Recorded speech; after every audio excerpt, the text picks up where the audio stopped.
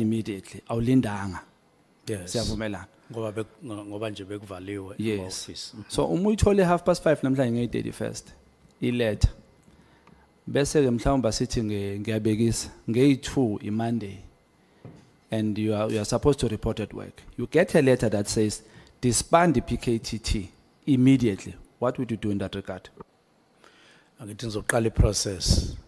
no ngangihlukanisa start the process of disbanding PKTT that's a question on its own sidlulile kuleyo iprocess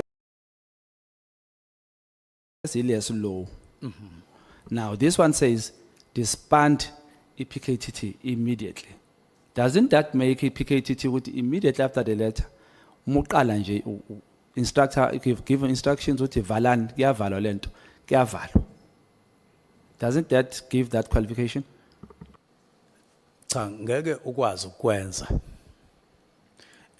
kanjalo kufuneka ukuthi uqale ungakwazi ukwenza ngeprocess uqale wazisa abantu aba relevant nixoxe futhi ukuthi nizoqala kanjani qhubeke kanjalo yiko nje ngithi ngeke nje uvela usuke nje ushuthi kwasekuphuthuma ngaleyo ndlela leyo ukuthi ubungalinda ukuthi uvule emsebenzini unyaka ozayo ukuthi ubhalele incwadi ethi immediately so yiko ngabeka umhla ka20 ngathi kufanele kube ne report ebhalwayo esho ukuthi sizokwenza kanjani and so on umhla ka20 hayi ngakusasa ngibuza ukuthi wawujahene ungalinda umhla ka20 ubhange umhla ka20 ubhalele incwadi bese icala iprocess emva kamhla ka20 kwakujaheke yini yayijaheke ngaleso sikhathi leso akukho la okubhalwe khona ukuthi kwakujahekile kubhalwe ukuthi ngomhla ka20 akube khona preliminary report akukho nje igama lethi but udisband immediately khona yes ukhona kodwa report bemhla ka20 okay umuzoza la uzosinikeza lobufakazi mhlawumbe noma uzosibriefa live as parliamentarian yes ukuwahlangana nobaba uSibiya nathi ukushare ama notes enzosinika wona la ama notes an mhlawumbe into enzosikhuluma le briefing sayilelo le report enisinikeza yona nike nahlala mhlawumbe nathi mase ngibuza imibuzo mina ngizophendula kanje nabakubuze lo nawe uphendule kanje nami ngizophendula kanje cha kaze sihlala so kuza kanjani ukuthi eSouth Africa uwena nobaba uSibiya obhale ku statement sakhe uGeneral Sibiya ku statement sakhe ubhale ukuthi wamnikeze kukhona isinqumo esiphume lapha yaye sithi must disband immediately and he even says now yena faka now yena but uyabuya yena uyajika futhi useshintsha immediately usefana nowakho immediately uthi hayi immediately kamini uthi valani manje umina later so kuza kanjani ukuthi no2 nikhuluma into ecishe ukufana kanti ecaleni ubeyibhale kahle uhamba nathi ama South Africans siyafana ngenkulumo sekujika mase kufika la ngikwazi ukuphendula okwenziwe mina nokuphendula umbuzo obhekiswe kumina mawusubhekisa kuSibiya nakumina ngesikhathi esisodwa kusho ukuthi phela ngizophendulela yena awungaphendula lokwakho ukuthi kube icoincidence ukuthi kufane noma mhlawumbe awunibona nami anginakho la ukaSibiya so angiboni ukuthi kufana kuphi nokwami kuphela njengamanje bengaze kulethe ukuthi nakho ukaSibiya nakho kwami ngiyahluleka mphathi ngoba honorable chief whip uceda ukukhothela lento engikhulumela yona la manje awukushonga ukuthi awunayo lento leyo kuyena awushonga ukuthi awunayo kodwa uyiphendulile cha uchazile uma ubumlalele kahle umhlonishwa uNtuli uthe uzongifundela izinto uzofika athi ku paragraph bani kunokuthi nokuthi ku paragraph bani wasenza kanjalo ngase ngiphendula into eqondile manje ke awenzanga nje ngoba enzile yikho ngiqolisele lokho mhlawumbe ke ngikhulumela kulelo phuza akufundele lona ngibona ukuthi angingakufundeli lona ngoba ucede ulifundile so ingakho ngibuza ukuthi kulowo mbuzo lo obaba uSibiya athe kuye immediately means now then later changes to into ayikhulumile ke wasethi usefana nowakho ku immediately later do you see the similarities and do you think it's a coincidence noma benihlangene nakhuluma angiwabone until kuze kube khona into okhuluma ngayo la kaSibiya nengikhuluma ngakho mina ngicabanga ukuthi angeke kuthiwe suyeke immediately ngathi uyakulimaza impela immediately awufuni ukuvuma bengiyala awungilimazi mhlonishwa Kodwa ngithi ngiyafakaza manje ke kufanele ngifakaze ngento mina self ngingabuye bese ngithatheka nje okushiwo umhlonishwa bese ngikwenza ubufakazi bami angikwazi ukwenza njalo. Uyawabamba yini ama-caucus namalunga wasesiphoyiseni laba abaphethe? Mhlawumbe uyaba nama-caucus nje umrhabule eceleni nje. Hayi kuba nemhlangano lapho hayi ama-caucus. Into formal. Hayi kuba nemhlangano nje. Ngiba nomhlangano no-National Commissioner and ngasho ukuthi ngibambe imhlangano cishe ngaphezulu kwa9 no-National Commissioner 1-on-1 ngabamba 28 or more, so ileyo mhlangano bakhona. Kuba nama-minutes lapho kulomhlangano kuba no PA secretary into enjalo. Impela nje isikhathi esiningi kwenzeka kanjalo. Kodwa hayi mangino-National Commissioner siba sobabili akubabikho umuntu othatha ama-minutes. Okay. Ngiyabonga kanjalo. Uma uGeneral Sibiya ecela i-meeting ethi ithinta noMhlala nefamily. Sorry. Icela ubaba Mkhwanazi, uGeneral Mkhwanazi, icela kwena i-meeting. Uma icela le meeting uthe wena uyinqabile because of ibingaqualify according to the structure mhlawumbe ovuma ngaso noma angisakhumbula impendulo yakho kodwa ibingalapho mhlawumbe ungangikhumbuza kancane. Angishongo ukuthi nganqaba. Ngithe ngawuthola umyalezo ngaphendula ngase ngiyacabangisisa ukuthi sizoyimisa kanjani le ndaba. Ngase ngiyimisa ngendlela engangibona ukuthi ngokwelami uhlangothi kuzofanele ukuthi ngiyimise ngayo, ngiqale ngayo. Ngiqale ngo National Commissioner kanye no deputy wakhe. Ngize ku deputy wakhe ngize ku Provincial Commissioner bobabili ngoba ngabona ukuthi kungeke kwaba into ebulungiso noma ekahle ukuthi ngilande umuntu ongaphandle ngobantu abala ngizomfaka emhlanganweni ngoba hayi ubani lo muntu ongaphandle? Umkhotsi. Okay. So uma sowuthatha i-meeting asengithi ke ngobuye ngixoxe ke naye uGeneral Mkhwanazi masihlangana naye noSibiya ngathi hayi sobuye sithola isikhathi sixoxe. Ngangiqonde ukuthi ngomcela nje ukuthi wandonga lo mhlangano okhuluma ngawo sesingawubamba manje kodwa ngisafuna ukuthi ke ngiwubambe nawe ke ngizwe ukuthi yini le efaka ifamily wena nefamily le efaka internal kodwa ubona ukuthi singamisa kanjani ngoba lena ayizolunga ukuthi silande uBrown Mkhotsi ngaphandle mhlambe nano chief of staff kwenza kanjani. Honorable Nomvalo. Yeah, no, follow-up question, Chair. The minister is saying he decided not to convene a meeting as suggested by or as requested by General Nhlanhla Mkhwanazi. So he decided to have a meeting with the National Commissioner, subsequently with the Deputy National Commissioner. Now, the question is, what were you discussing with the National Commissioner in relation to a request of General Nhlanhla Mkhwanazi? Because a reason for a meeting requested by General Nhlanhla Mkhwanazi was known by General Nhlanhla Mkhwanazi, not by the National Commissioner, not by the Deputy National Commissioner. So if I call a meeting, if I request a meeting from you, I don't even tell you an agenda of that meeting. And then you decide to convene a meeting with somebody else. What is it that exactly that you want to discuss with that person? Having not solicited a reason for my request from me as a person who requested for a meeting. I'm trying to get a logic of the approach that you decided to espouse.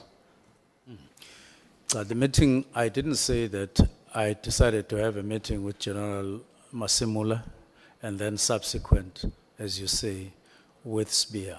I decided that the approach would be I would meet General Masimula and General Sibiya together. because I was aware of the challenges and so on between them. That is my decision, that one.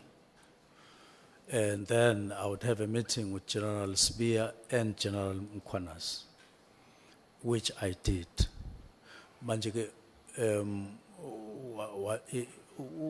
General Mkhwanazi didn't say instruction that I must carry. It was a proposal that there are certain issues, let's have a meeting. I think decide to reconfigure ngalendlela engayibeka ngayo. Ngase ngithi ke so besihlanganeke mina naye bese sixoxa ukuthi what are these other aspects. That was the logic that I came to. Can I? No, Minister. So did General Mkhwanazi make an indication of the agenda that he intended to have in that meeting? A meeting that he wanted you guys to have? Did he share an agenda with you? To say, Minister, let's meet and discuss about A, B, C, and D. Ayeke agenda kwakumyalezo nje. So why?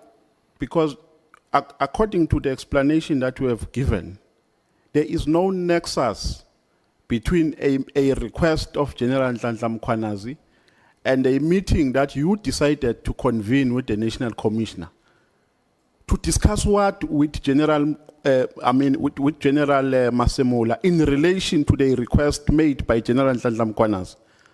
Because you didn't know, he didn't share the agenda with you. So you didn't know the items that he intended to put on the agenda during your meeting, had you consented to his request. No, I don't think you are following the whole thing.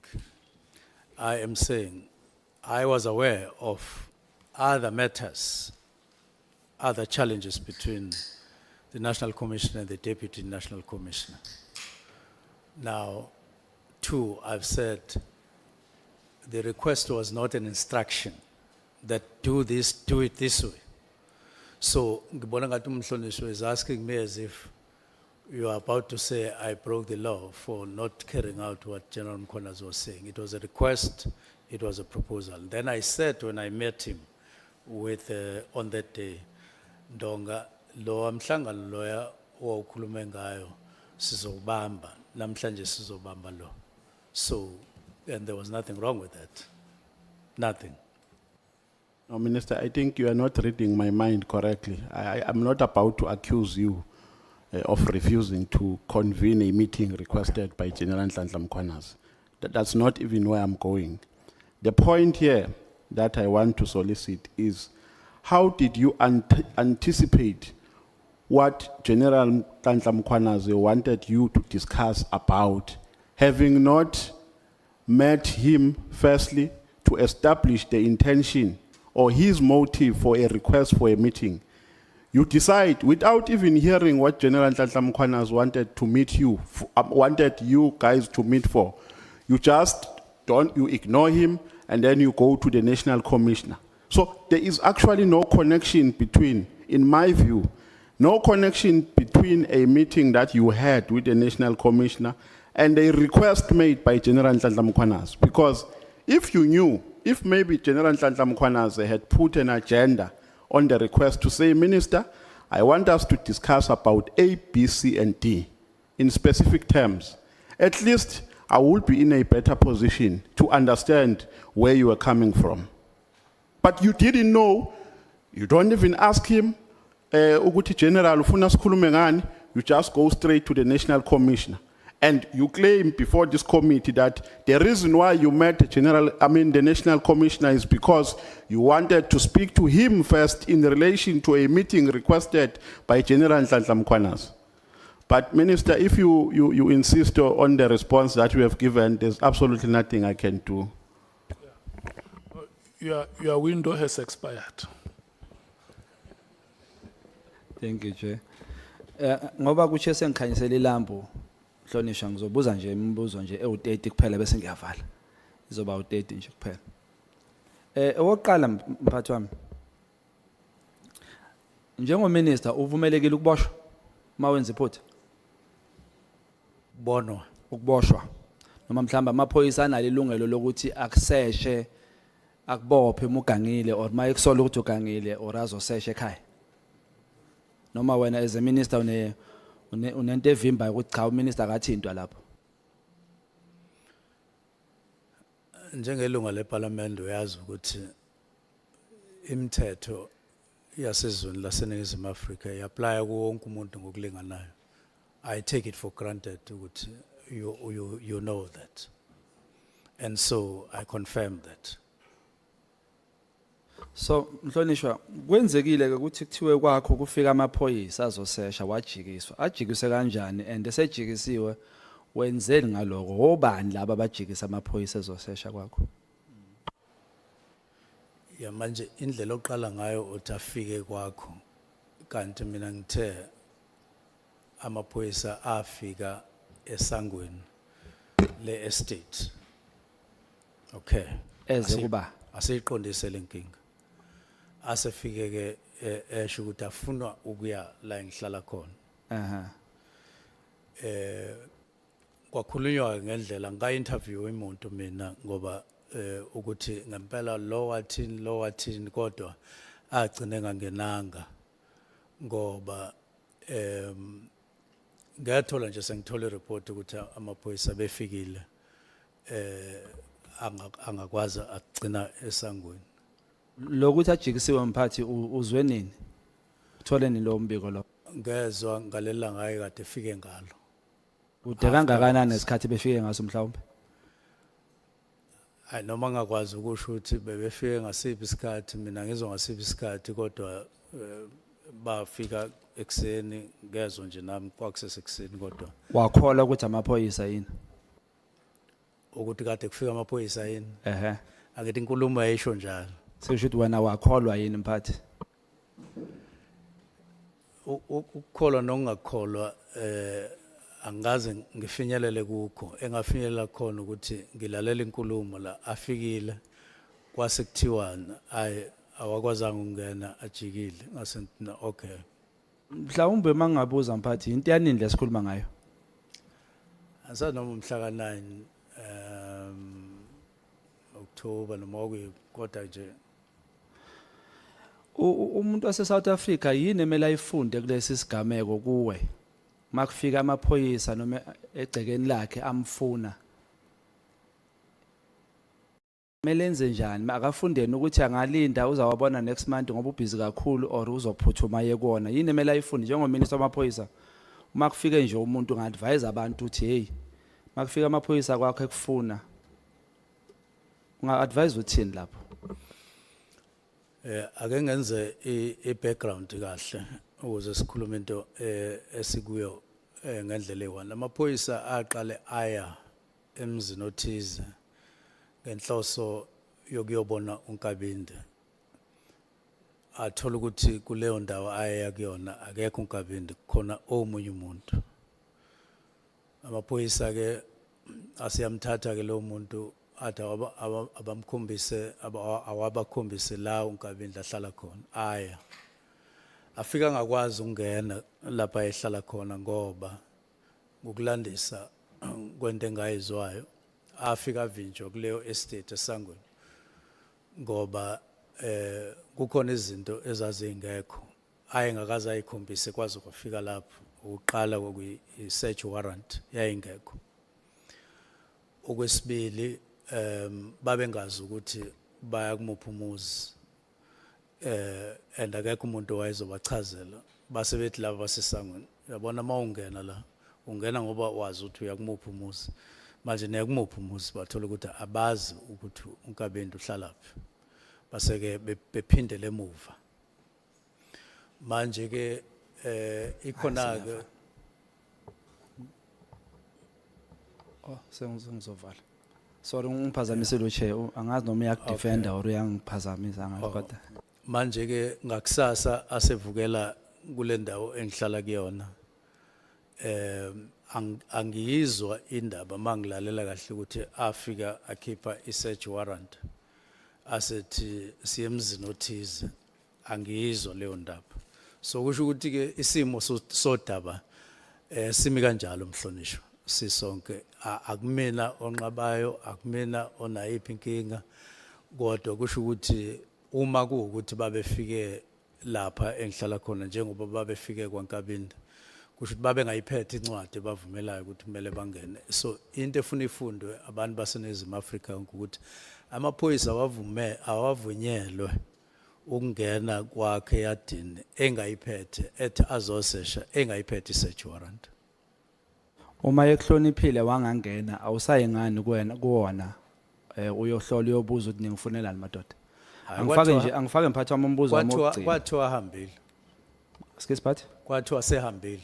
Wena wangaye police station. Kuyiphi police station? Akuyona police station. Abasho ngolutho. Akuyona police station ezongifuna kwakwamaphoyisa. Kwathiwa ahambile. Awasho ukuthi amaphoyisa akephi. Hayi cha bangitshela. Okay. Angibuze umbuzo wami wokugcina ushiye sengisuse esihlalweni. Lo nguthunywa abantu base South Africa. Bathe ngibuza ukuthi since waba uminister icondition yamaphoyisa injani since waba uminister wena and do you think there is political interference? Sengivala, would you re-employ uGeneral Mkhwanazi njengoba icontract yakhe izophela? Ngiyabonga. Okay. Angiqale ngalombuzo wokugcina uminister aka provincial commissioner. Would you recommend? Cha uminister kanalo iqhaza lokurecommenda okusemthethweni. Analo iqhaza libambayo. Uma ufuna ukuchazela ukuthi ungena minister, uminister provincial commissioner appoint national commissioner a consult no premier. Uma bengavumelani la ungena khona uminister akafiki ke lelo thuba. Okwesibili injani condition angazi ke kahle ukuthi usho ukuthini ngecondition kodwa ukusebenza nje kukonke akuyona into engiyithatha ngokuthi isezingeni ongathola ukuthi lingaba kuyona kuningi okusafanele ukuthi kwenziwe ukuzama ukubhekana nenselelo zomphakathi mayelana nezokuphepha kusene ikhala ke iningi lapho njengoba nje abantu bekhala ukuthi abaphephile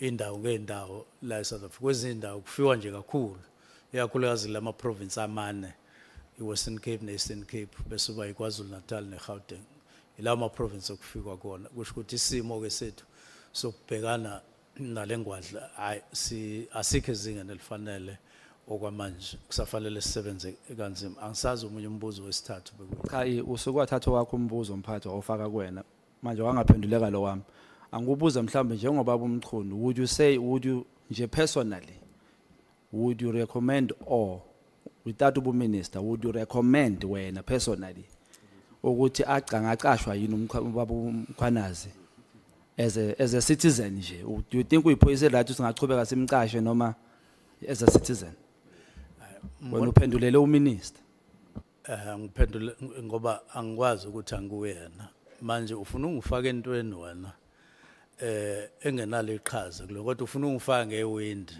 manje angikwazi ukungena kuleli wind lincane kakhulu lelo ngifaka kulo. Okay, no, thank you so much. Thank you, Honorable Shongwe. Honorable Cameron, are you ready? If I can please pass the baton to you. Yes, thank you, Chair.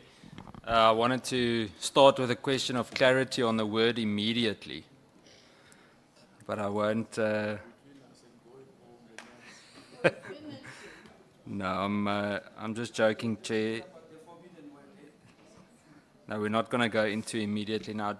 Minister, firstly, thank you for your patience and explaining the definition of immediately so many times, according to you.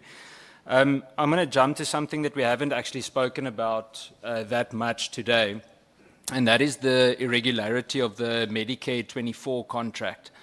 I want to firstly start by asking you when you first picked up on the irregularity regarding the Medicare 24 contract, so that for the record. And is it something that your office discovered internally, or is it something that came to your attention otherwise? On the 20th of December last year. We were due to fly from Cape Town to Durban. And when I left the house where I stay, I then read in my cell phone and found an article written by News 24. And it caught my eyes because there was SAPS, then there was a contract, as you mentioned. So I read the whole article. It was freely available.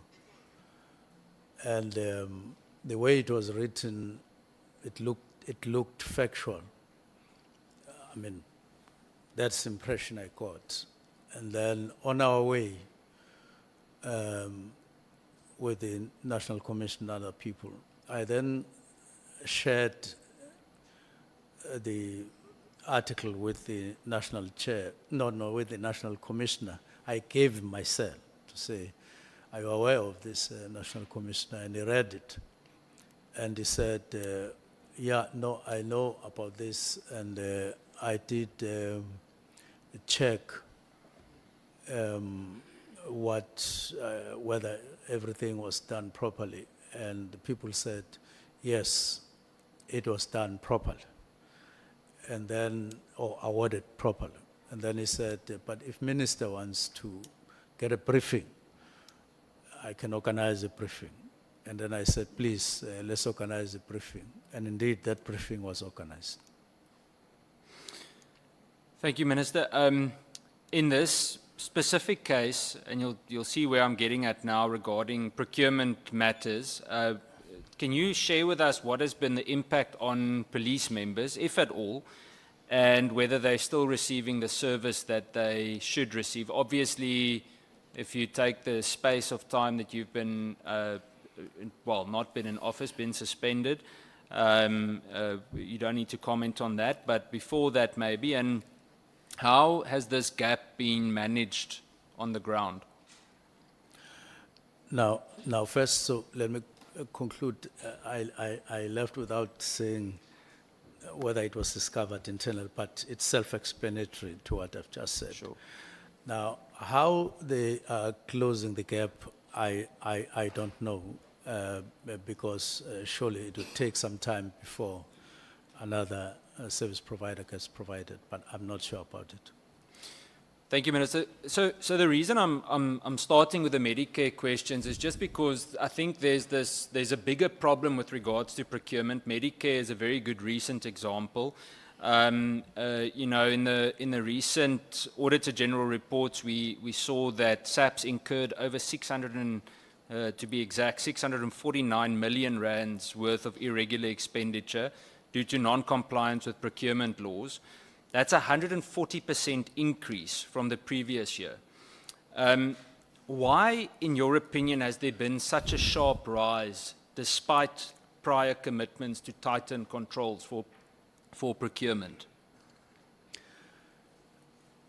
Irregular expenditure and other issues like wasteful expenditure are men and woman made. And they show, or they are an example of less than required attention to matters of procurement and finances generally. It means that there is something that SAPS are not doing and doing properly in terms of accounting for the finances of the department.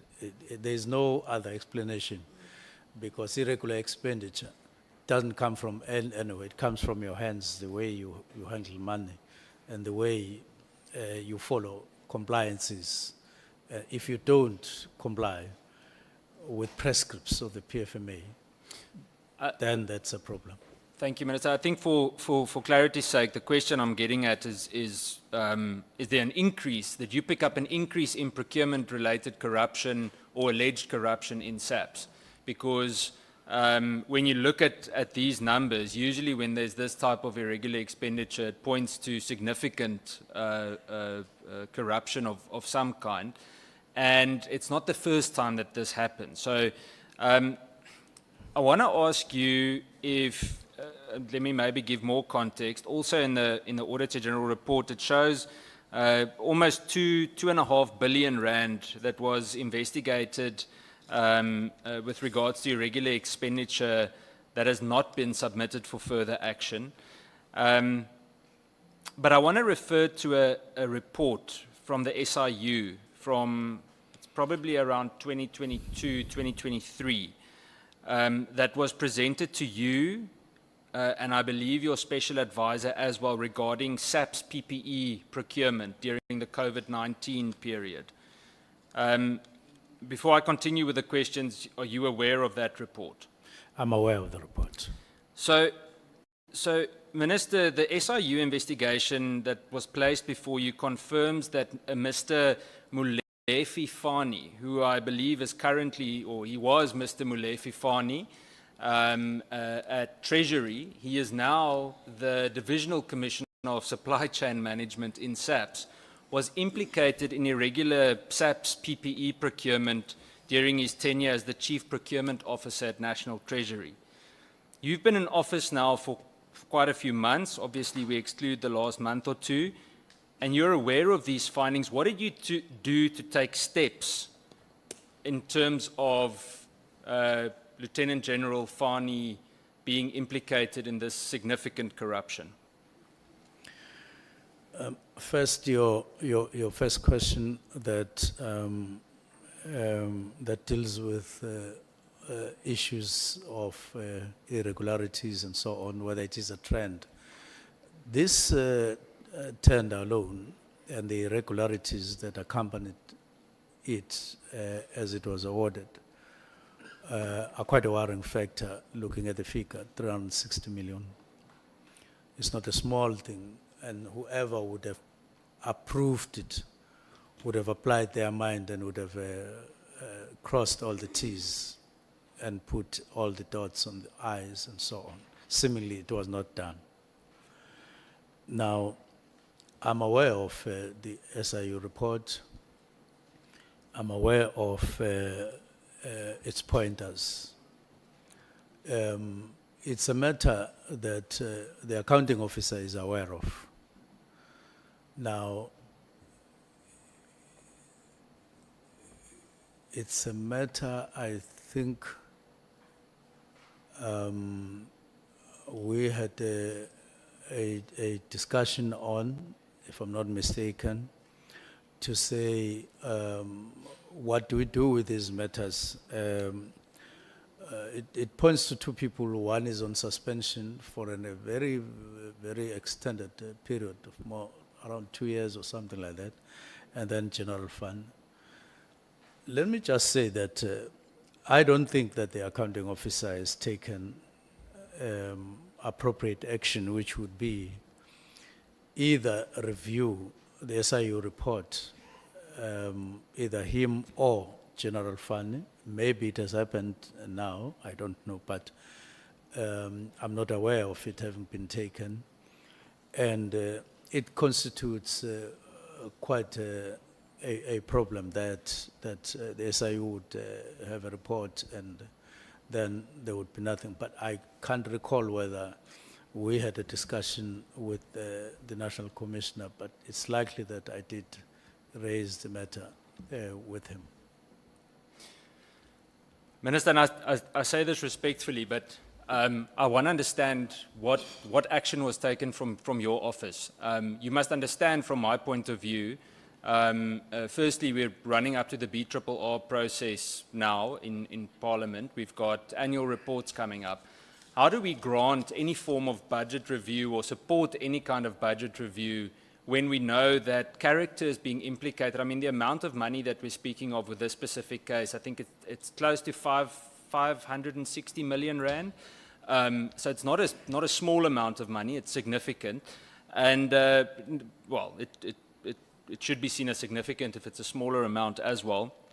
But the point is, the perception that is created with inaction is someone is either being protected or someone is actively not doing what they're meant to do to pursue this. So Are you parking it in front of the door of the National Commissioner? If so, did you follow up with the National Commissioner? Because he's the accounting officer on this.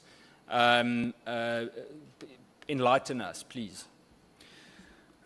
It's just that I can't specifically remember whether we had a meeting and discussed the matter, but most probably we would have had a meeting where the matters would have been raised, and he would have, the matter would have been left to him as accounting officer.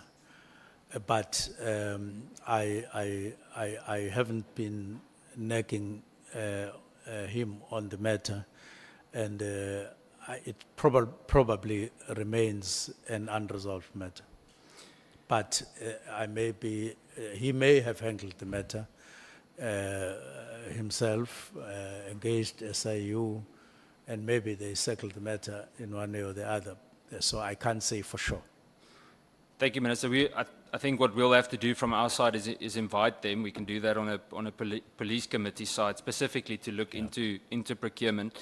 I want to move to annual performance plan related matters. So you're confirming to me that the divisional commissioner responsible for SAP's procurement remains in office.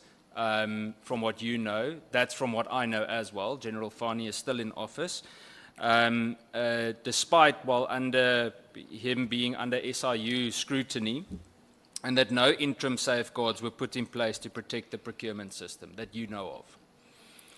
But when we were doing the structure, the organization structure, reviewing it, we changed that and said matters of supply chain should happen under the CFO, because before it was separate. And when it comes to accounting, I thought that looseness, if I could use that word, would have contributed to some of these problems that you're talking about. So we migrated it. And I hope that in the structure that has been signed, I forgot to look at that particular one. We said it must be under CFO, because she deals with matters of finances already. And she should have an eye, even if it's a sub-unit, on what is happening there for control purposes. That is what we did. Thank you, Minister. Minister, I think from my side, and that's why the reason why I use this as an example is that the whole Medicare Nhlanhla issue, in my opinion, wouldn't have easily arisen had this type of thing been handled with urgency. I mean, you can imagine, 500 million rand. I got a message now, the members doing training at Rudapla Training Academy don't have enough food for the members doing training at the academy with the K9 members. Now, something as simple as that, making sure that money is managed properly, even in terms of the smaller amounts, could have stopped this from happening. And I constantly try to think what could have been done to prevent us from having to zoom in on this. Given the repeat findings over 5 consecutive years by the Auditor General, do you feel that consequence management mechanisms in SAPS are effective? I don't think so, because I'm not aware of such steps or demonstration of such steps.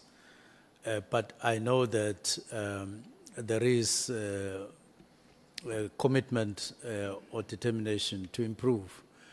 That's why one of the days we held an efficiency and effectiveness meeting to say CFO safeguard and accounting officer safeguard the finances, because we can only optimize on what we have and then be able to do more.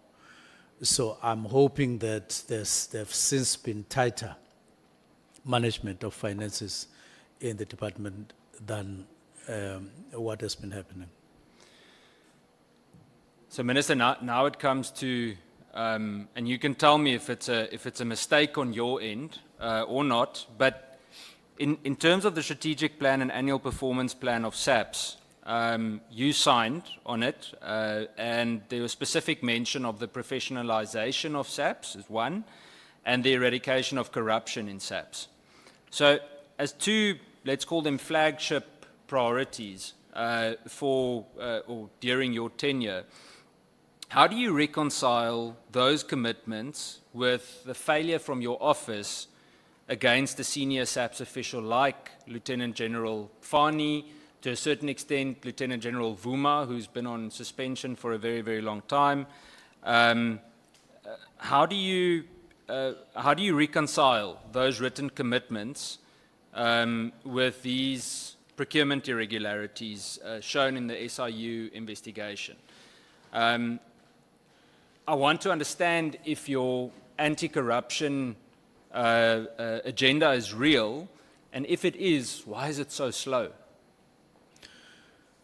Now, we were meant, as we started right to the end of the year and beginning of the year, to really focus, even though at the risk of operational vis-a-vis whatever ministerial powers.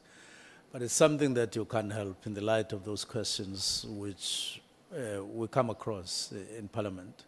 That's why I'm talking about one coin and two sides. It becomes inevitable that you engage, and depending on the response, matters become urgent, actions become drastic. It's one case, but we were meant to focus our attention on management of finance. And I think capacity is there to improve drastically on this. It's not like it's not there. But somehow it requires closer supervision, much more serious supervision, including from the side of the ministry, as opposed to saying, well, accounting officer is there and you leave it like that, because when things go wrong, he is not the only one.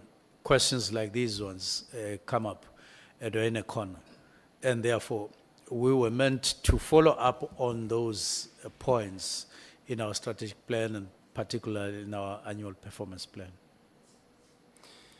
Thank you, Minister. I've got one more question regarding this. I want to understand, if we're speaking about professionalizing the police, in my opinion, it starts with integrity, and specifically integrity in leadership appointments. That's the most critical. We can't expect things on ground level to change if we've got questionable characters leading, supposedly leading in office.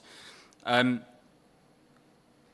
would like to understand what message, according to you, does it send to close to 180,000 SAPS members, including administration, obviously, if a senior official, actually in this case several senior officials, are linked to procurement fraud and they remain in charge of those divisions? What message does that send in terms of accountability? It does affect it lower, pointing to a lower direction rather than upwards. In other words, it doesn't inspire, it doesn't demonstrate that you are serious about these matters.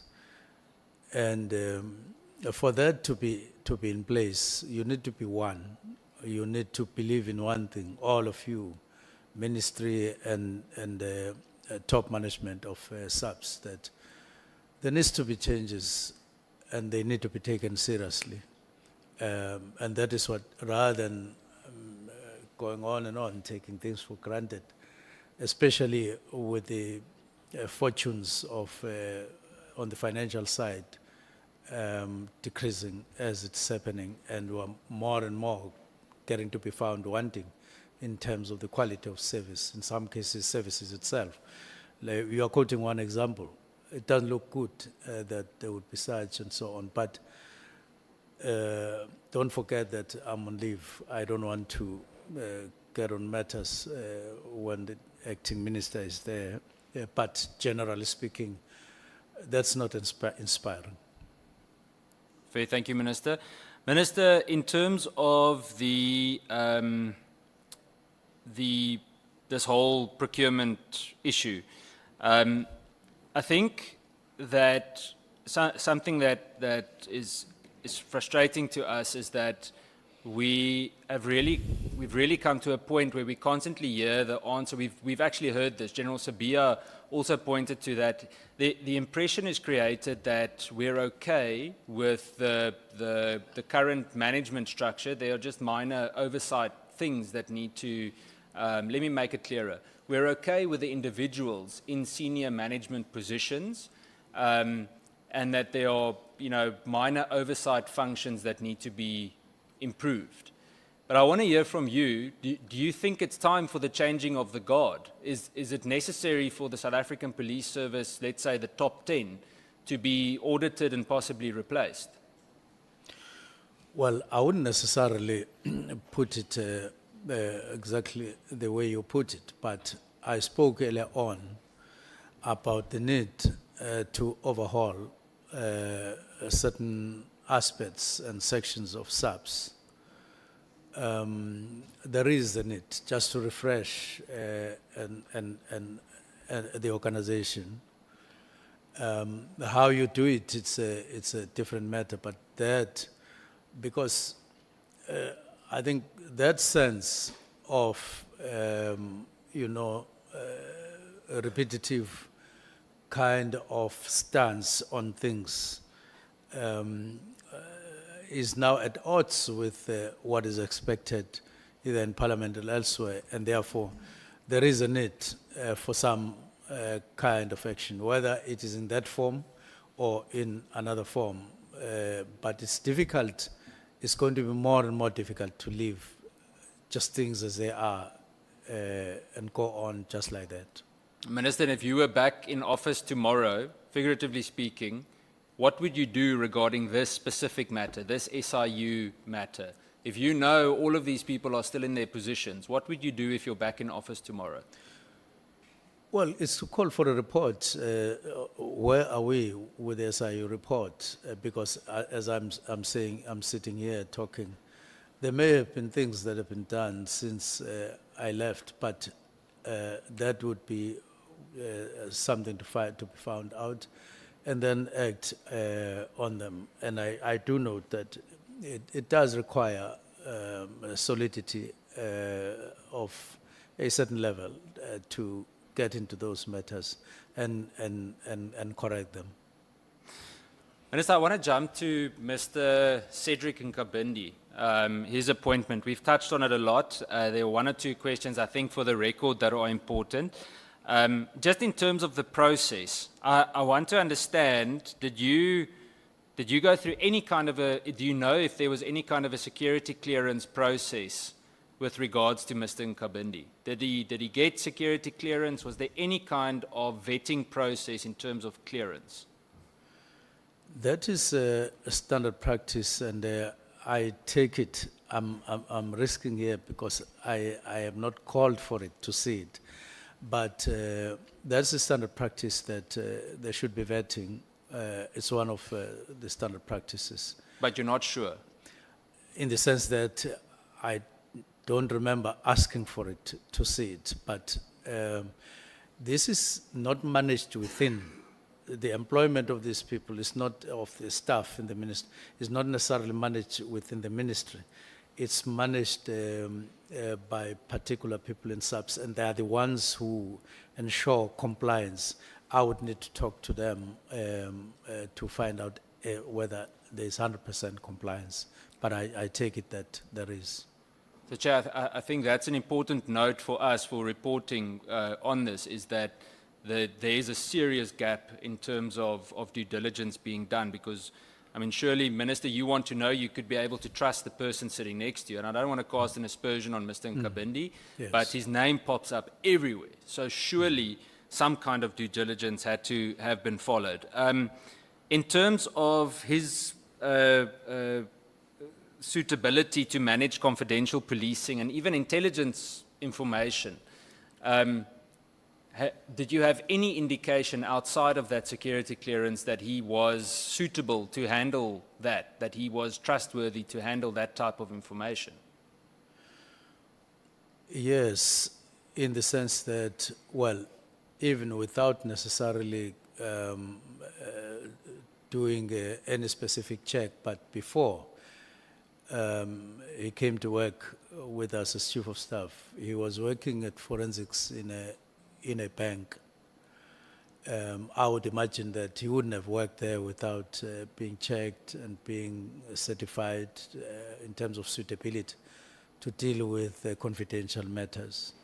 And before that, he was at IPID. Now, normally, you would take that experience and passage of time and him as a sign that there would have been confidence when he worked there in those matters, because these are sensitive areas of work. Minister, respectfully,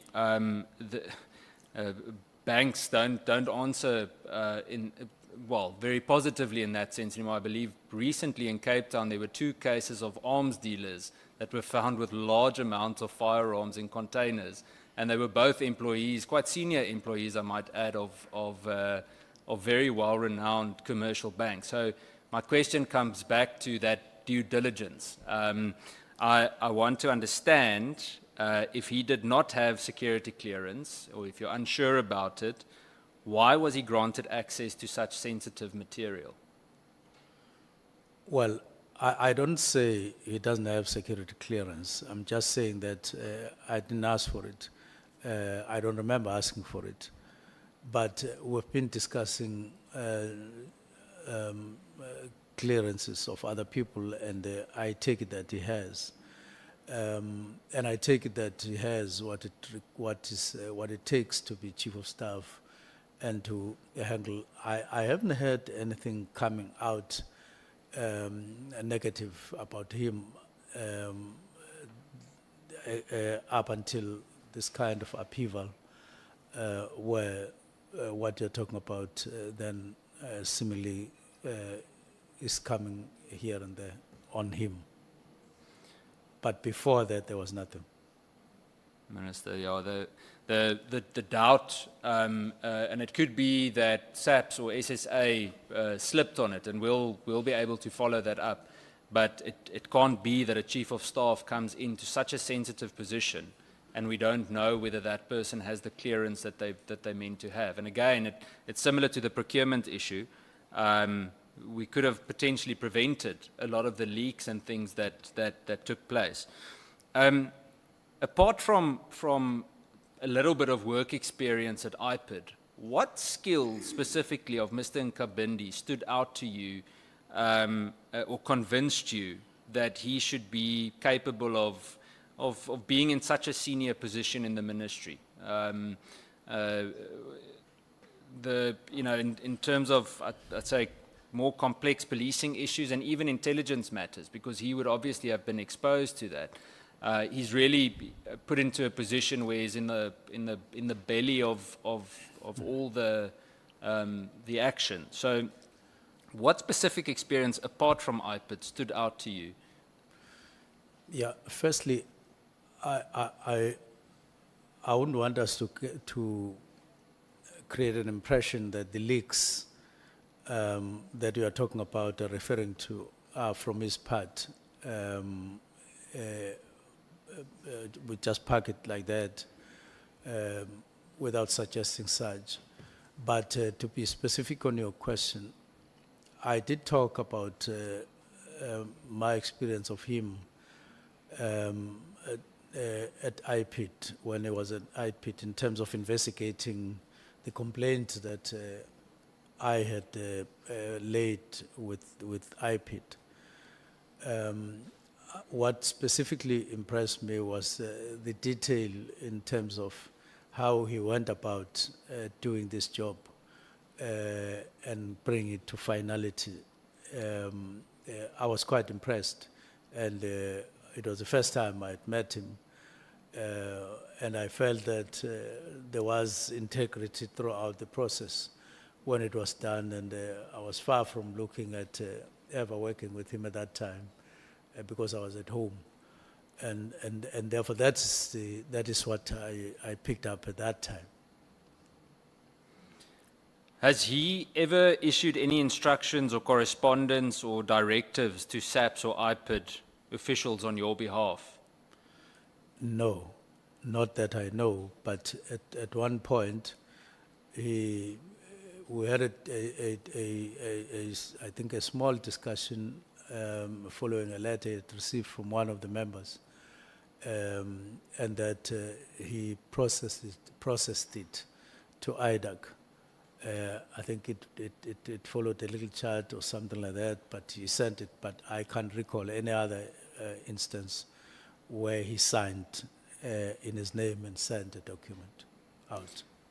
And Minister, was he involved in any way in the drafting or the timing? I understand that you went and gave the closing of the PKTT thought at home and so on, but did he play any role in the drafting or the timing or communication of the letter to disband the PKTT?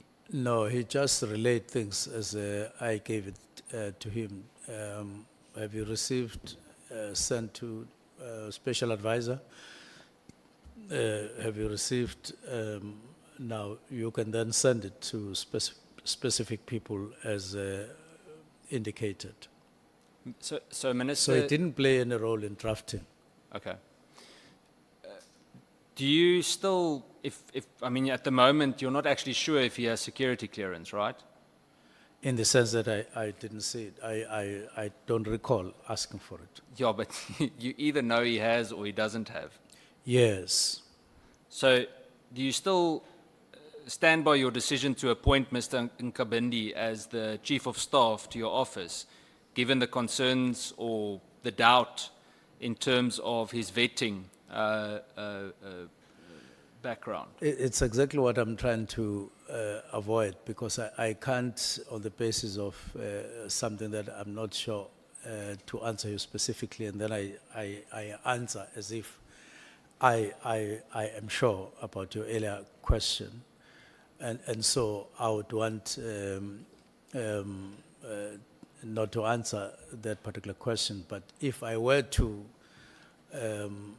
confirm and see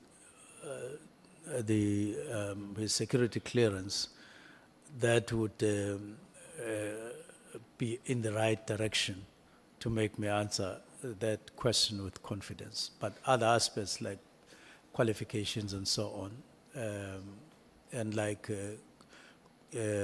stability in terms of being present at work all the time and following instructions, and not lapsing for a day or something like that. Of course, there's room for improvement, but he has stability as far as that's concerned, managing staff and so on. But to be specific on your answer, I would need to get that document.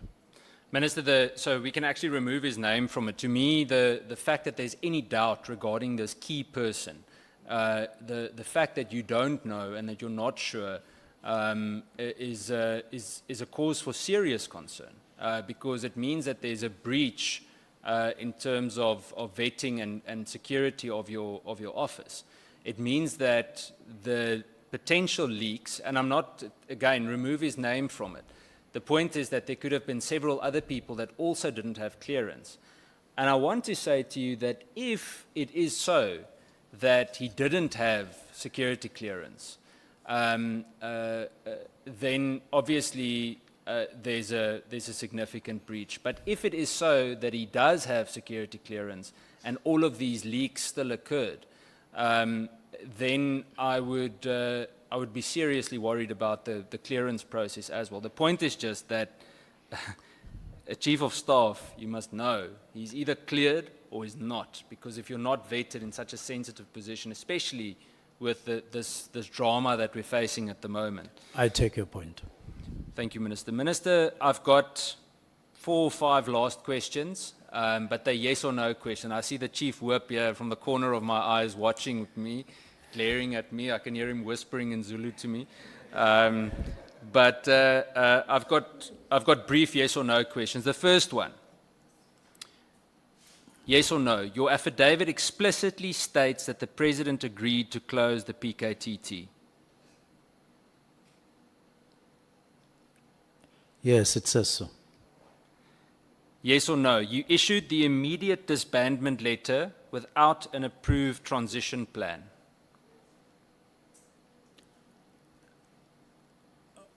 Well,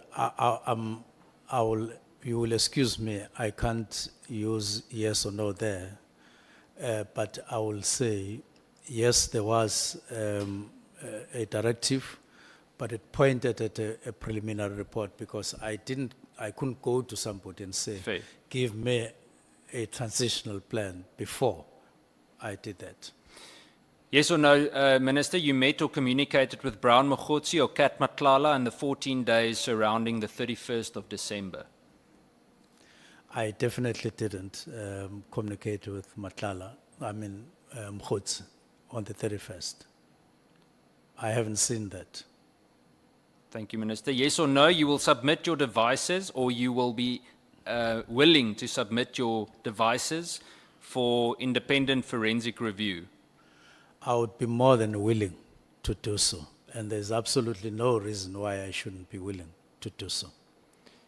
Then the last two, Minister, yes or no, you personally appointed Cedric Nkabindi without security clearance at the time? I can't say so because of what I said earlier on, that I may be making an error to answer you directly on that, because he may have, in terms of compliances that are required of him by the team that was handling his employment. I don't think they would have taken him without it, but I'm subject to confirmation or otherwise on this matter, because I don't do it myself, the employment part.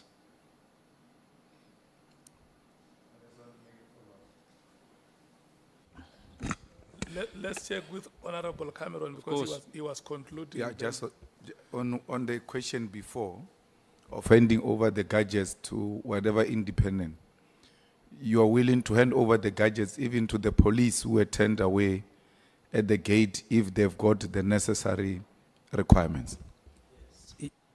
Yes, my yes applies to them exactly. Okay. Sure. Minister, then my last question, and this is more a matter of opinion. It's not a yes or no question. And Chair, this is my last question: is do you think this whole drama? I keep calling it the drama, but is it a factional? Is it a factional fight of sorts inside the South African Police Service, or is it really about drug cartels, or is it both? I would like to hear from you, and by this I'm not discrediting any theory at the moment. I don't want to, because there's still too much that we need to hear, and I also think a perception is created that a lot of this happened in the last 6 months. But if you listen to everyone that has spoken so far, things date back as far as when Minister Becky Cele was the National Commissioner, or we hear the names of Ria Piecha or Minister Nathi Mthethwa, former Minister Nathi Mthethwa. So I want to understand from you, in your just your opinion, what do you think is going on? What's the reason for all of this? I would say it's a combination of factors. One, less than required coherence, unity and coherence on the side of police executive management or top management. Two, it would also include personal battles informed by one interest or the other over time, and then streamlining people into columns, as I would put it, in accordance with how they would have dealt with matters of differences and so on of one kind or the other.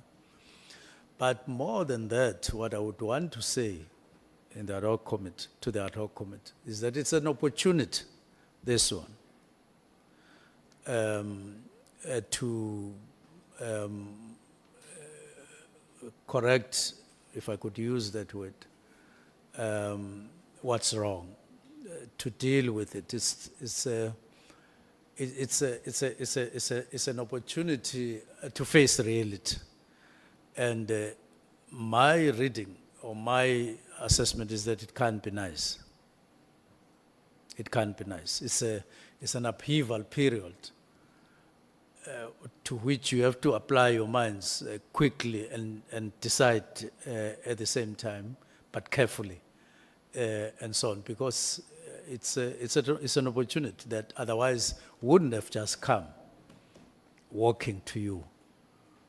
But you do need to seize the moment and seize the opportunity and correct the situation for the future. Thank you, Minister. That's it from me, Chair. Thank you. Thank you so much, Honorable Cameron, Honorable Malim. Chair, my apology, before you give to SC or before we break, an apology to the colleagues. You know, I forgot to ask the minister if you know a guy called Jerry Boshocha. The mother sent me a message. He has been kidnapped from the 18th of November last year. And the allegation was such that Nhlanhla had to do with it. And this case has been going on for some time. It's almost a year now. A person disappears, a high profile linked to Nhlanhla, that Nhlanhla is involved and all of that. And police seems to be helpless about the whole situation. I'm sorry if you don't know it, but it's a guy who has been kidnapped from 18 November 2024 until today. And the mother asked me to ask you, where is her son?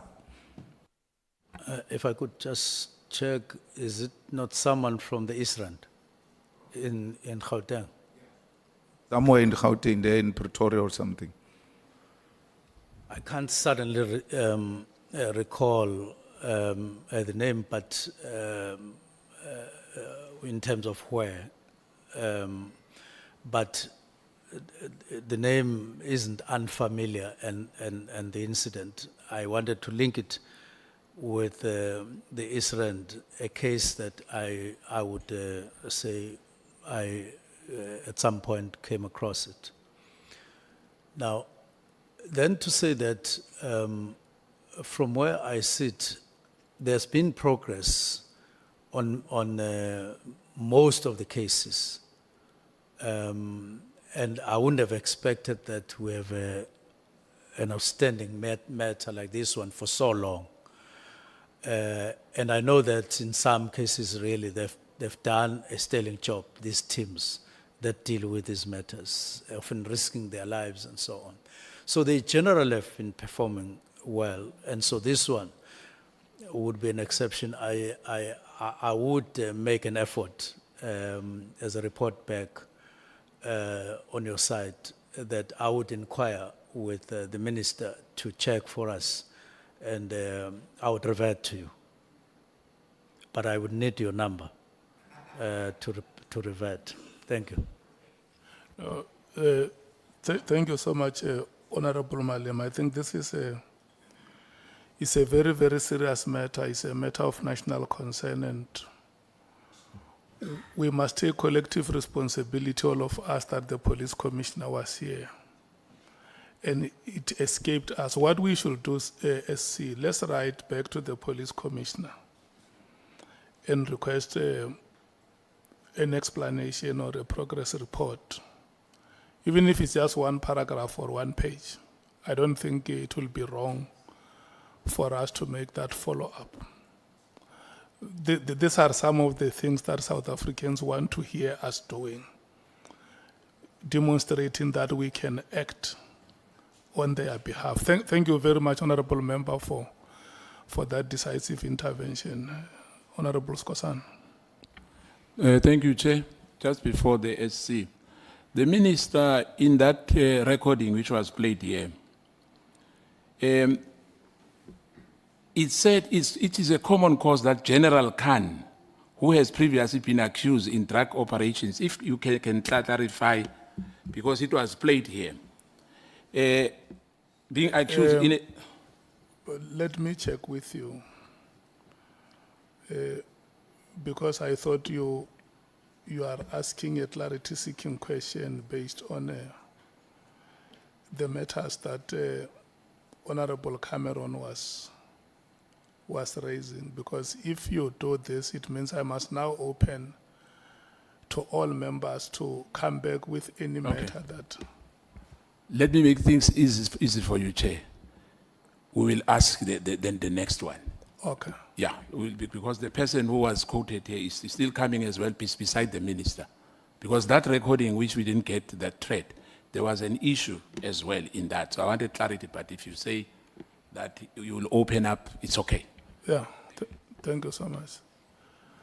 Minister, Honorable Minister, before I give to the SC, just to pass the following. General Mkhwanazi, when he appeared before us,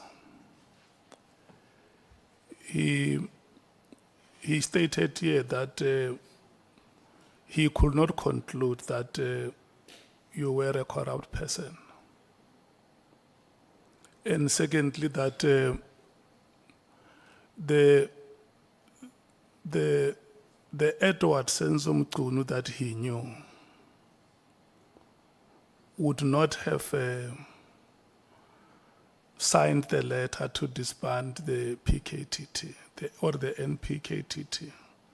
The Edward Senzo Mchunu that he knew.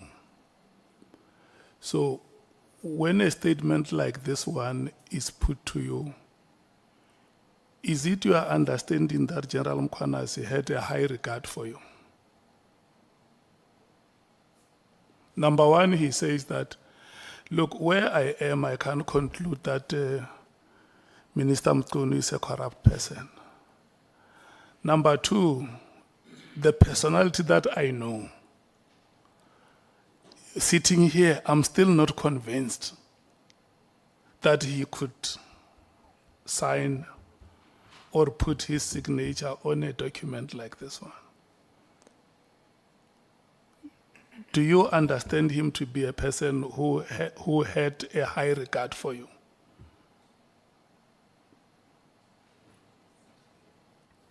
Well, Chair, it's quite a difficult question to be fair, to say, I know so-and-so, he has a high regard for me. So-and-so has a high regard or lower regard. Normally, we don't accord such accolades to ourselves. But to the extent that you're asking me a question, I have no reason to believe or to think that General Mkhwanazi would have, especially with the second one, he would have meant that he has less regard or even undermining me for signing the letter or for having written and signed the letter. So I would want to respond like that for now. Let me check you as a public representative. And you have deposed it here that the intervention was publicly announced that there are political killings in this province who are going to do something about it. And the Honorable Cameron has asked you about a transition plan to say, when that decision was taken and communicated, has there been an effort as a public representative to go back to those communities that have been affected to say to them, look, we have decided the way we did, and this is how we are going to deal with all those matters going forward? Has there been any initiative like that one? Not as yet, Chair. Not as yet. The last question, Honorable Minister, would be 2 months, and I'm taking from what you have said, 2 months after the decision has been taken, a briefing with the president happened. Am I correct? It might have been 2 months or less, because I remember you said something like February or March. Yes. Yeah. Had the president disagreed, because the record we have is that the president has agreed. Had the president disagreed, were you going to reverse the decision? Definitely. Thank you so much. Thank you so much for your answers, Senior Counsel. Thank you, Honorable Chair, honorable members. Chair, just one, I'm sorry, Senior Counsel. Would there be a small opportunity Yes, for yes. just 2 recommendations? Yeah. Just 2. Sorry, Senior Counsel. The first recommendation that I would want to make, I would transmit it, but I will just take a short version thereof because it's longer. I'm requesting or recommending that the Auditor General be approached and appointed to conduct a full and independent audit of the National Political Task Team's financial matters. There are some detail that's the first one. The second one is that we as a country, that it be recommended, I know that we are going to go to processes, that instead of having what we have now currently, your SIU, your IDAC, DPCI and other agencies, we consider recommending strongly that a transparent and accountable, no, not this one, that a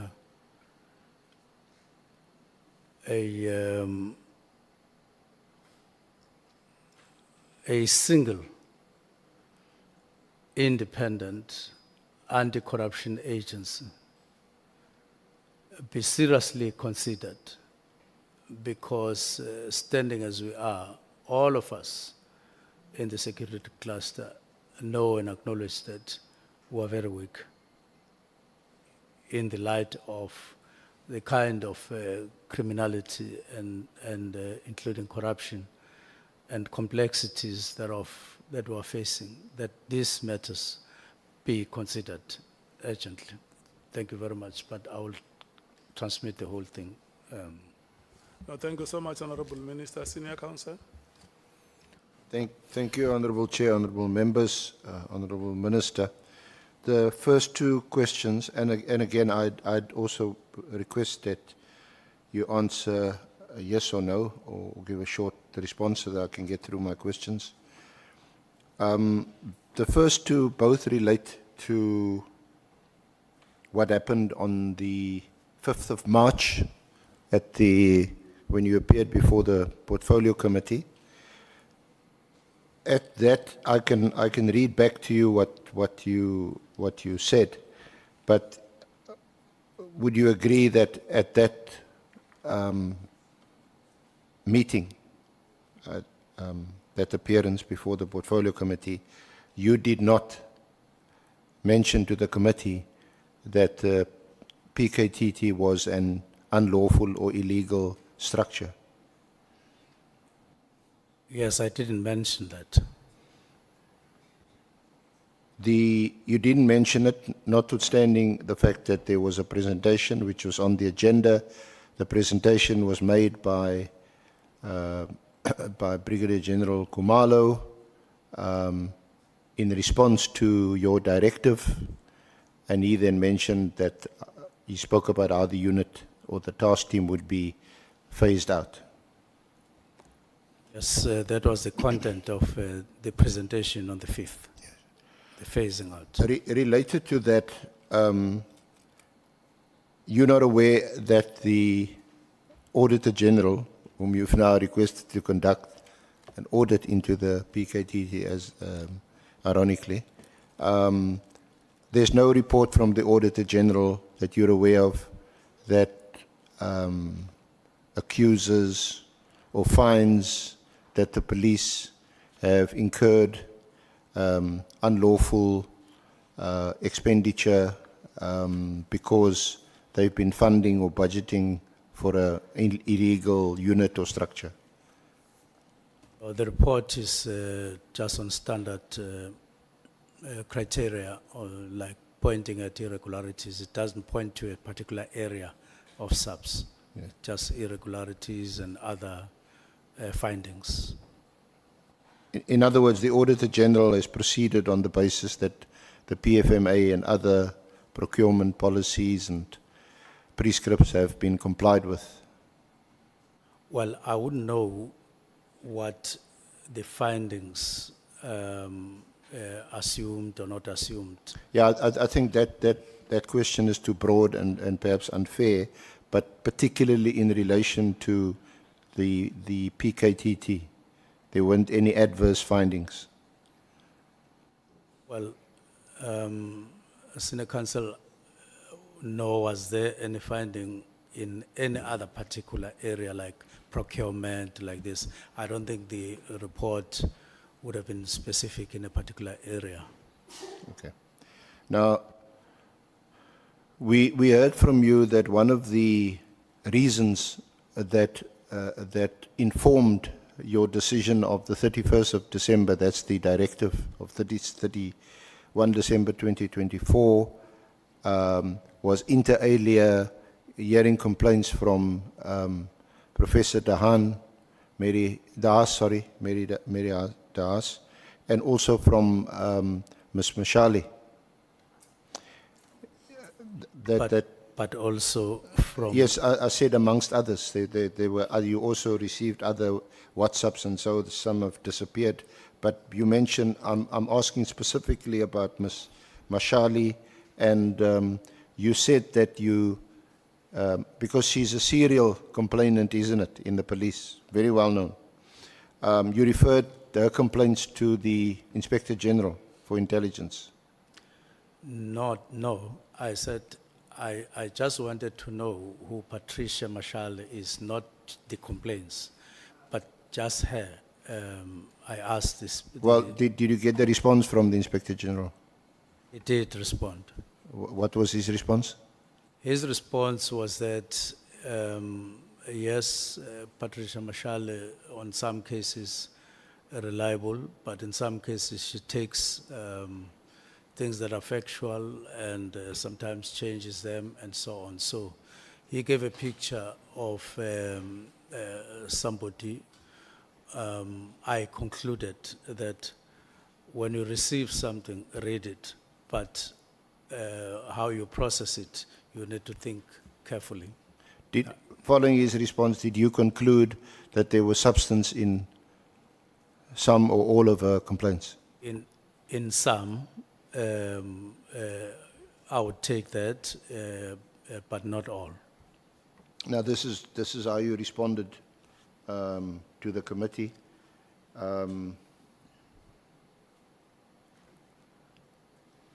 But I must state this, that one of the people who is quite frequent in making allegations on social media regarding police, I took the initiative of referring back to the Inspector General to say, Inspector General, I frequently receive allegations from this person concerning SAPS, concerning leadership of SAPS at management level, including the National Commissioner. Do you recall saying that? And some of them appear quite serious when you read them and so on, but you lack verification or validity thereof, and you can't make up your mind when you are not sure of the validity. So the Inspector General, I wrote him a letter, and after some time he did respond. on what you submitted. These are very, very doubtful, and it was quite a bulk of allegations that I received up to them. About 75%, if not 80%, that they are proven to be untrue. And then the remainder could be or could not be subject to investigations and so on. So all I'm putting to you onto the table is that this was a response, there was a response.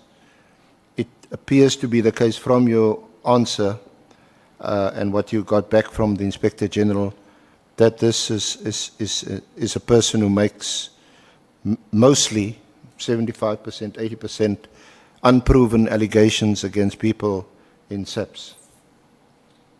That's what the Inspector General would have said. Well, the point is, she, Ms. Mashali, and the House, with amongst two of the people whose complaints you relied on to inform your decision to issue the directive. No, I think that's where I've been insisting that there's an error there, and I don't know why.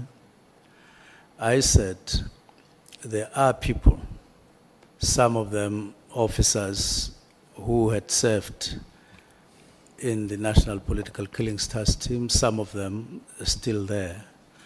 You would recall, Senior Counsel, that we even held a meeting to say, I wanted and I prayed that those people, means be made for them to appear so that they can speak for themselves. And I said there's a high risk and therefore it would mean a detailed plan or meeting conditions. So I would want to really avoid just highlighting those two. I even said just because they are able to write and so on, then we take them alone. Yeah, Please, let's Minister, not do that. sorry Yeah. to interrupt you. Yes. I've got limited time. The point is that you mentioned her as one of the persons that influenced and that informed your decision. And in fact, you attached to your affidavit a number of her complaints. It's attached to your affidavit. So you clearly must have taken them seriously. Why would you attach the social posts of a person whom the Inspector General already said, at the very least, you know, be wary, be careful, because 75, 80% of this stuff is not true. It was just for information, not to use it to weigh what I considered. It was not. It was just to be available. Yeah. And I spoke at length about these people that I spoke about. But I also, as you remember, Senior Counsel, the issues of budget, of structure. So I wouldn't want Mary DeHaas and Patricia Mashale to be the only reasons for the directives, because that's not the case. Then, just in relation to the appointment procedure of Nkabinde, he would have been, well, you were the Minister of Public Service and Administration, so you should be well aware of these procedures. But the appointment would be in terms of Section 9, which relates to executive appointments, and read together with the regulations 65 and 66. And the point about that is that when it comes to executive appointments, Chief of Staff, they have to be advertised openly or publicly. But there is some procedure. You appoint the panel, the executive authority appoints the panel and makes the decision, and a contract is then concluded, but not for longer than 3 years. That's what the regulations say. But the point is, a Chief of Staff would be the ultimate person in your office that you must trust, isn't it? Yes. So there's still a gap for me in your disclosure about whether you knew Nkabindi, whom you met 2017 when he came to your place with McBride. We also know that by the way, that Nkabindi brought Lieutenant General Mkhwanazi to your house when you were the Minister of Water and Sanitation. Brought him to your house. So he's a bit more of a comrade, is it? He's an associate? No, firstly, I wouldn't put it the way you're putting it, that he I'm asking. that he brought General Mkhwanazi, because that has a different connotation. I think I said, I take it that they had a discussion on their own. They agreed that they would come and would have a chat. So it was mutual consensus among the two of them. It would have been. By the time they spoke to me, I took it for granted that they would have spoken. They know better what happened before they came. And so what was the question, Senior Counsel, on that? Sorry, Minister. I'm trying to follow up on what were you wanting me to answer. I was just straightening correcting the other impression. I was saying that for me, I'm not sure whether that concern is shared by the Honourable Committee and the Chair, but there seems to be a gap, given that the person, we agreed at least on this, the Chief of Staff must be the one person in your office that you must trust. Yes. Honourable Cameron has already raised the issue of whether he had security clearance or not, that issue is open. So I was just inquiring about, having met him only in 2017, and between 2017 and your appointment as Minister of Police, you occupied two other portfolios, isn't it? Public Yes. Service Administration, Yes. and then Water and Sanitation.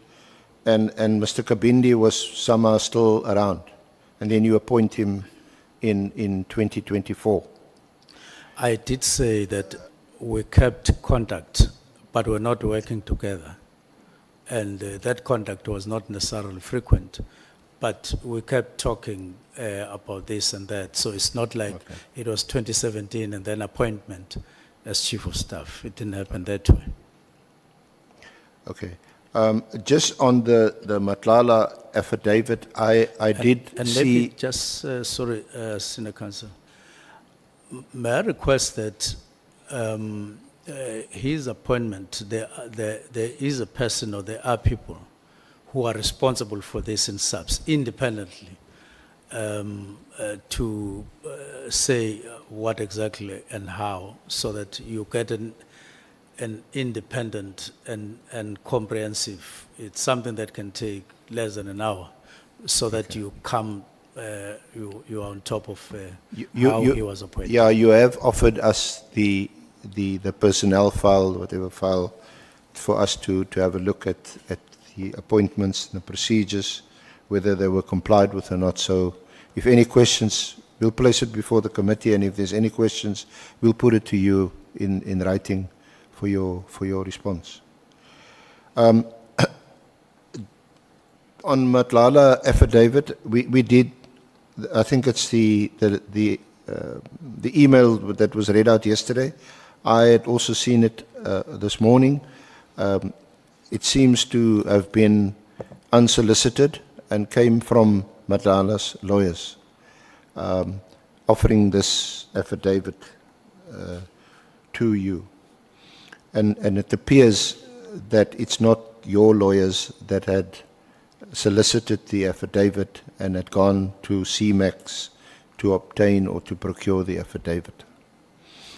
The IMC, we understand, and this will be confirmed tomorrow by General Kele. He wants to still be called General.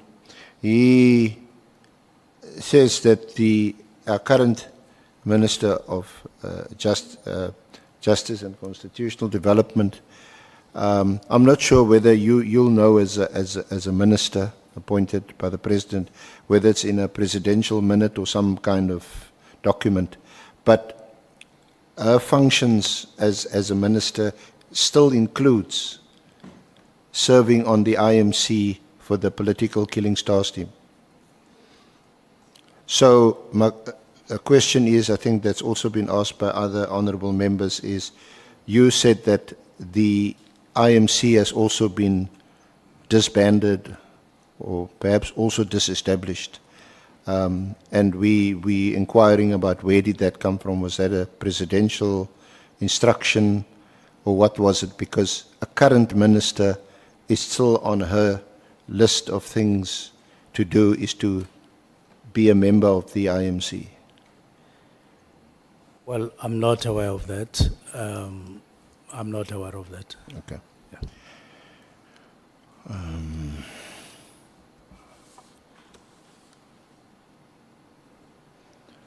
Oh yes. Perhaps lastly, do you know a person by the name of Suleiman Karim? Suleiman Karim. Suleiman Karim, yeah. Karim is C-A-R-R-I-M. It could be a person I may have met once or something like that. Okay. Again, Minister, it crops up in a string of emails that goes in between Nhlanhla and Karim, and one of the one of the WhatsApp says from Karim, "Good morning, Minister." This is dated, what's the date? 6th of May, 2025.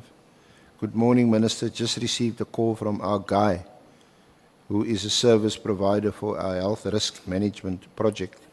He's got very serious concerns.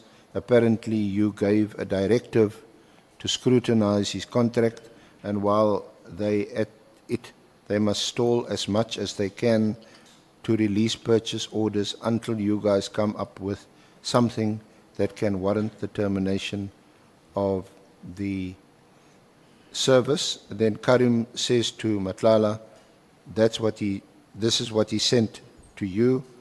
And then Karim says to Nhlanhla, "Then he called," referring to you calling him. Any comment on that? Now, I think I remember receiving such a message, but I didn't respond to such a message. Okay. Is that it? Thank you, Minister. Thank you, Honourable Chair and members. Chair. And thank you for your cooperation, Minister. Chair. Thank you, Senator Council. Honorable Malema. No, Minister, there is a Suleiman who's a treasurer of the ANC or something in Mafike. Would that not refer to the same? Or put differently, do you know the Suleiman who's the treasurer of the ANC in Mafike? Regional treasurer. That's why I'm saying it's somebody I may have met, but I can't say this is a person who I would know or identify when he comes here, because I may have met him not more than once. Honorable Nhlanhla. Thanks, Chair. No, the text read by the SC also suggests that there was a call made by the minister after the text. So just to confirm with him, did he call after having received the message from the guy mentioned? Thank you. I don't recall making a call to him, but I may need to look at what you are talking about. But I remember getting a message.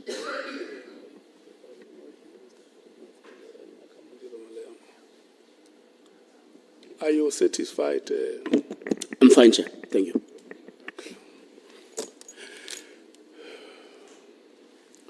Honorable Honorable members, I want to thank you so much for your patience and your cooperation. It has taken us 2 days.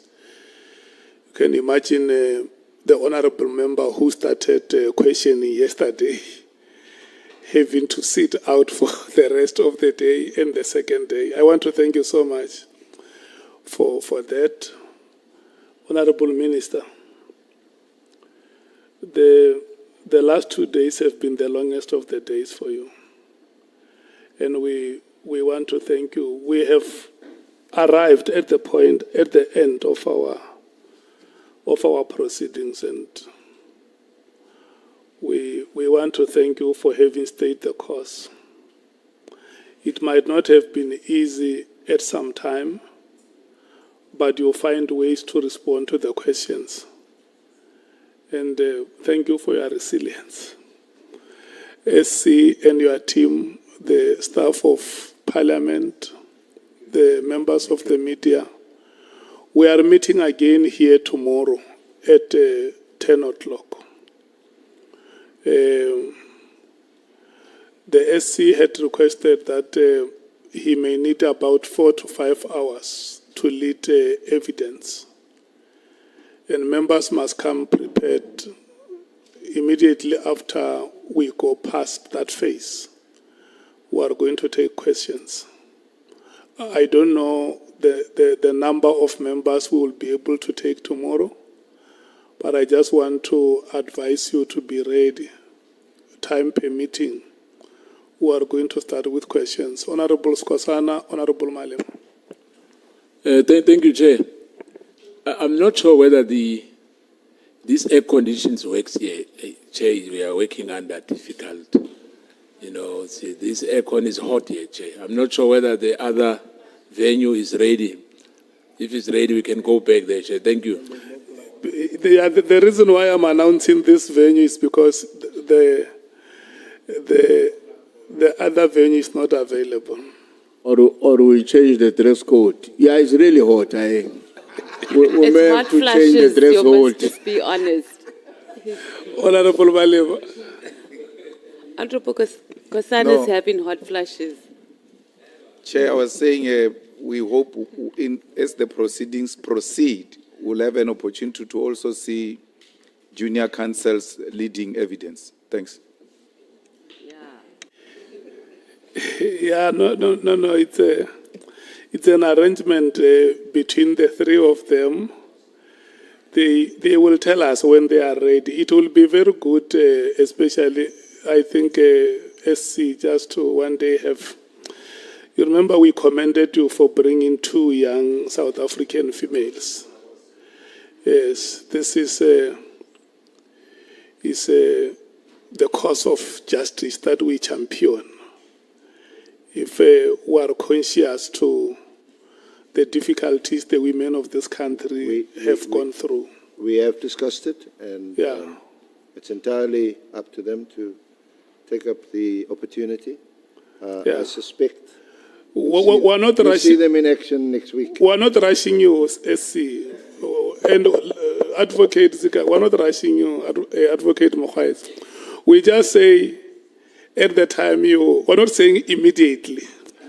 We're saying at the time you feel you are ready. Just let us know that... I'm discussing them along the lines of the ministers immediately. Okay. Next week, immediately.